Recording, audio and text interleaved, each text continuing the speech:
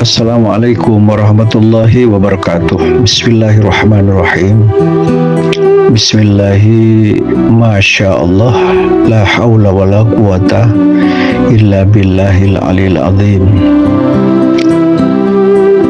Adik-adik, para remaja, para mahasiswa, kaum muslimin dan muslimat rahimakumullah. Mari kita lanjutkan satu kajian Islam berdasarkan kajian hadis junjungan besar Nabi Muhammad Sallallahu Alaihi Wasallam. Seperti yang kita kaji sebelumnya, tidak sempurna apabila satu kajian kita hanya dalam satu sudut pandang keilmuan.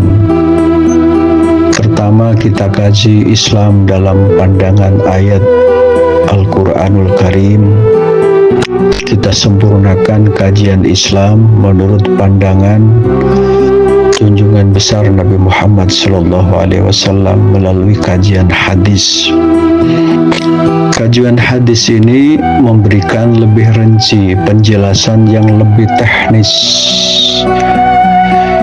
Salah satunya, Islam dibangun dengan 5 pondasi. Islam itu dibangun dengan 5 cara, kata Nabi. Yang pertama adalah membaca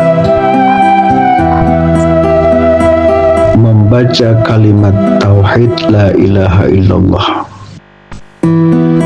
Yang kami maksud membaca syahadat. Membaca syahadat, pengakuan tidak ada yang berhak disembah kecuali Allah, dan pengakuan Nabi Muhammad adalah utusan Allah. Itu yang pertama. Yang kedua, dengan mendirikan sholat. Yang ketiga, menunaikan zakat. Yang keempat, menunaikan ibadah haji. Yang kelima adalah melaksanakan puasa Ramadan yang diriwayatkan oleh Rawahul Bukhari wa Muslim. Dalam kajian ini, mengkaji tentang Islam itu lebih rinci. Islam itu seperti apa dan apa yang harus dilakukan. Ketika kita memeluk agama Islam, apa yang harus kita lakukan sebagai kewajiban sebagai muslim dan muslimah. Rasulullah Sallallahu Alaihi Wasallam menyampaikan dalam hadisnya, An Abi Abdurrahman Abdullah bin Umar bin Khattab radhiyallahu anhuma qala Sami'tun Nabiyya sallallahu alaihi wasallam.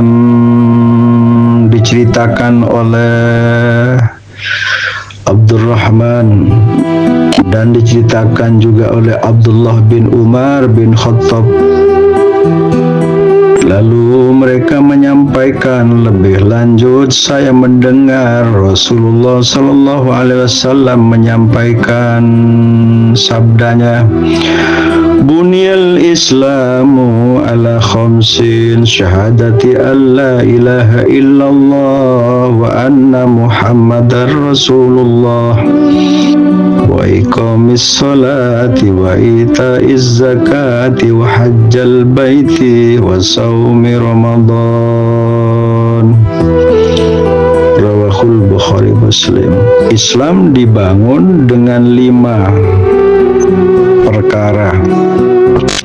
Yang pertama adalah pengakuan tiada Tuhan selain Allah, tidak ada yang berhak disembah kecuali Allah Subhanahu wa Ta'ala, dan Nabi Muhammad adalah utusan Allah Subhanahu wa Ta'ala. Yang kedua, mendirikan sholat,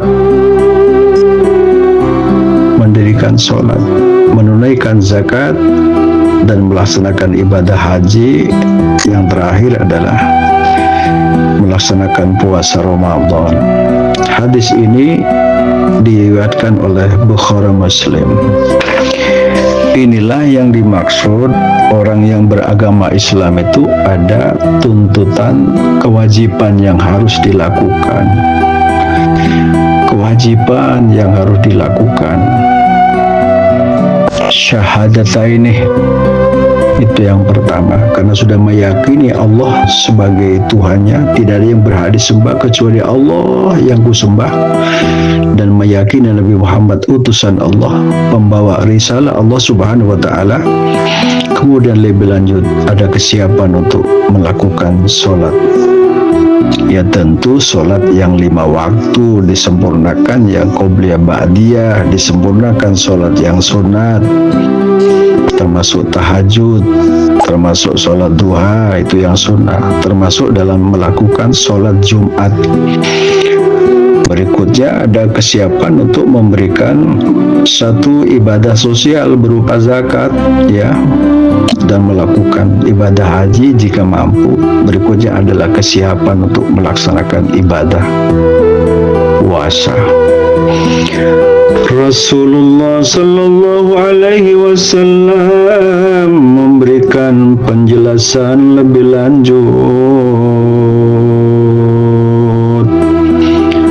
Dalam hadisnya beliau menyampaikan, raditu billahi rabba wa bil islam dinan wa bi muhammadin nabiyya.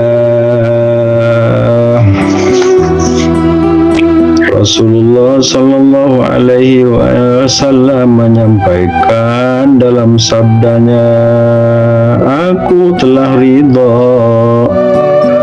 Allah sebagai Tuhanku, Islam sebagai agamaku, dan Muhammad sebagai nabiku. Ini satu keterangan dalam hadis bahwa Islam itu agama yang sudah diridhoi oleh Allah. Islam merupakan agama yang diridhoi oleh Allah. Aku ridho, aku rela bertuhan kepada Allah Subhanahu wa Ta'ala. Begitupun kami memeluk agama Islam sebagai agamaku, dan Nabi Muhammad adalah utusan Allah sekaligus nabiku. Ini satu penegasan, ya, yang disampaikan oleh Nabi. Tentu juga umatnya menyatakan hal seperti itu. Tidak ada lagi yang mengatakan satu di antara kita ketika meyakini Islam sebagai agamanya, yakin agama Islam yang mendapatkan ridha Allah, tetapi bukan berarti boleh mencaci agama yang lain. Karena dalam hadis yang lain Nabi menyampaikan, bu'istu bil hanafiyatis samhati, bu'istu bil hanafiyatis samhati, bu'istu bil hanafiyatis samhati. Rasulullah Sallallahu Alaihi Wasallam bersabda, aku diutus pada agama yang lurus, yang toleransi. Jadi moderasi beragama yang dicanangkan oleh pemerintah dalam kehidupan berbangsa dan bernegara, dalam negara kesatuan Republik Indonesia, merujuk kepada hadis Nabi. Toleransi terhadap beragama itu bukan hal yang baru, tetapi sudah dicontohkan, diperintahkan oleh junjungan besar Nabi Muhammad Sallallahu Alaihi Wasallam. Ini kalau dipraktekkan luar biasa oleh anak-anak bangsa, luar biasa ini. bagi anak-anak yang sekolah di SD, MI, sekolah yang SMP, MTS, sekolah yang di SMA, Aliyah, dan SMK, bahkan mahasiswa yang sedang belajar di perguruan tinggi, apapun jurusannya, ayo sesama Anda bangsa duduk bareng bicara soal kepentingan ibadah sosial. Kita bangun bangsa Indonesia ini dengan keberagaman, kemajemukan sebagai bangsa yang besar. Tapi soal akidah, lakum dinukum waliyadin. Islam yang meyakini sebagai agamanya ya ibadah di masjid, di musola. Adapun agama yang lain, kita berikan kepercayaan kepada mereka untuk beribadah sesuai dengan keyakinan beribadah di tempat masing-masing. Kalau ini dipraktikkan menjadi identitas bangsa luar biasa sebagai bangsa percontohan dunia. Makanya saat ini Indonesia itu dikagumi oleh bangsa-bangsa yang lain.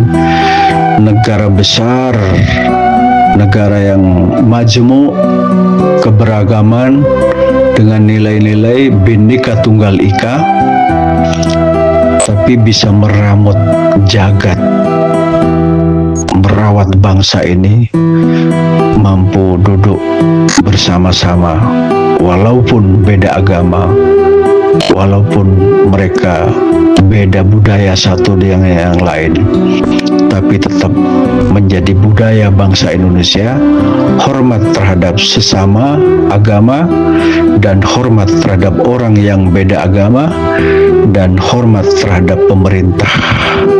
Semoga sukses. Barakallah. Wassalamualaikum warahmatullahi wabarakatuh.